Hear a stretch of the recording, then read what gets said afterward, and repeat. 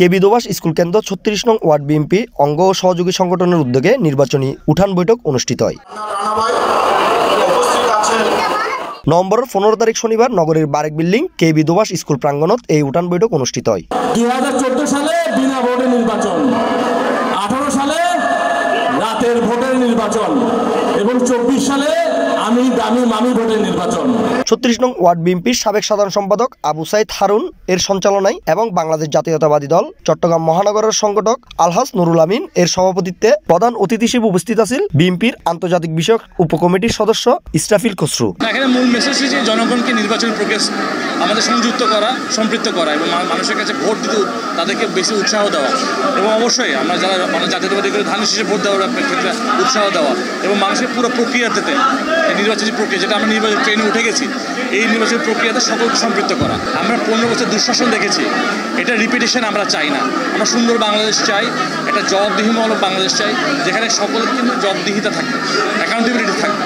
কাজে আমরা নতুন বাংলাদেশ কিন্তু আমরা দেখতে চাই এবং ৫ই অগস্টের স্পিরিট তো এটাই যে সকল শ্রেণী পেশার মানুষ একটা ফ্যাসিস্ট সরকারের বিরুদ্ধে যখন রাস্তায় নেমেছে তার পতন হয়েছে, এটা কিন্তু স্পিরিট এটাই ছিল যে আমরা নতুন বাংলাদেশ দেখতে চাই।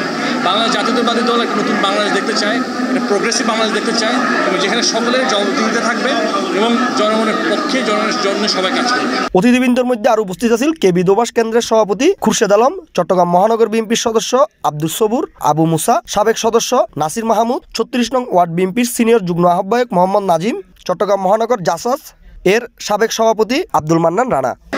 এইটা যতগুলো বাংলাদেশের মধ্যে আসন আছে সমস্ত আসনের মধ্যে সেরা আসন হচ্ছে এইটার উপরে বাংলাদেশ অর্থনীতি নির্ভর করে, এটা বাণিজ্যিক রাজধানী। আশা করি এই আসনের মধ্যে আমি মনে করি আমাদের যোগ্য নেতা ইসলামুল রহমান চৌধুরী উনি হচ্ছে যোগ্য।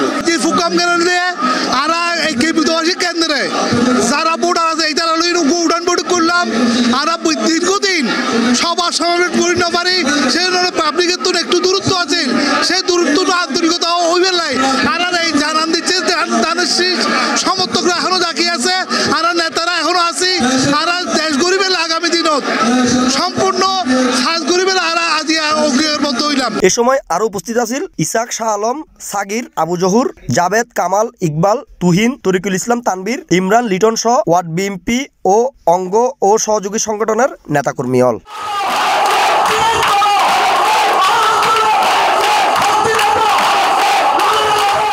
C plus TV, Chittagong.